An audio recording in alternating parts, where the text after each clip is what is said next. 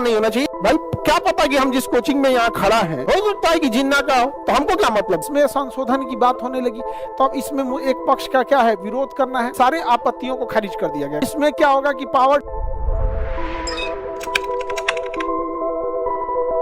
देखो वक्फ बोर्ड जो था उसके अमेंडमेंट के एक जेपीसी बनाया गया, जॉइंट पार्लियामेंट्री कमेटी। ये जेपीसी तब बनाई जाती है जब किसी विधेयक को लेकर विवाद हो जाता है तब। वक्फ बोर्ड क्या था, जब देश का विभाजन हुआ तो उस समय बहुत सारे लोग जो यहाँ से इंडिया से पाकिस्तान चले गए तो उनकी जो संपत्ति यहाँ रह गई उसकी देखरेख के लिए वक्फ बोर्ड बनाया गया। इसके अलावे कुछ लोग जो थे वो चाहते थे जैसे किसी के बाल बच्चे नहीं हुए या कुछ भी हुआ जिसके पास ज्यादा धन संपत्ति है, वो मुस्लिम है अगर, तो वो अपनी धन संपत्ति जमीन जायदाद को वक्फ बोर्ड को दे सकता था और कि इस पे कोई सामाजिक धार्मिक या फिर सोशल चैरिटेबल वर्क होगा। तो ये वक्फ बोर्ड था। इसमें कुछ जमीनें विवादित आ गई कि वक्फ बोर्ड का कहना था कि ये जमीनें वक्फ के अंडर में आती है। अब उसमें वक्फ बोर्ड में जो सबसे टिपिकल चीज क्या था कि वक्फ बोर्ड का जो जुडिशियल सिस्टम था उसमें भी सब मुस्लिम थे। तो कई बात ये उठा कि जो इसमें जो ट्रिब्यूनल फैसला सुनाएगा वो खुद ही ट्रिब्यूनल क्या है, वन साइडेड है।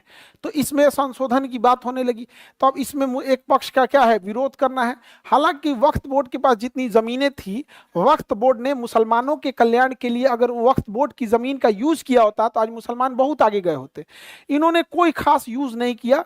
और जैसा कि सारे सरकारी डिपार्टमेंट में होता है कि जो एक बार बैठ जाता है वो अपने सगे संबंधी रिश्तेदार हेन में लग जाता है, कोई उतना हुआ नहीं। तो बाद में अब जब गवर्नमेंट आई तो वक्फ बोर्ड विधेयक में क्या कही, संशोधन लाई। तो इसका जब विरोध हुआ तो इसके लिए ज्वाइंट पार्लियामेंट्री कमेटी बनाई गई कि जेपीसी की इसमें अपनी अपनी बातों को रखिएगा।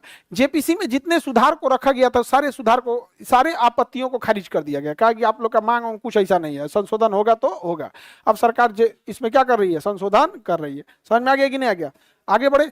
इसमें क्या होगा कि पावर डीएम को दिया जाएगा और पावर डीएम को देते पावर किसको मिल जाएगा, राज्य सरकार को, क्योंकि पावर किसके पास चला जाएगा, डीएम को गया। डीएम मतलब राज्य सरकार, डीएम मतलब डीएम कोई स्वायत्त संस्था थोड़ी है।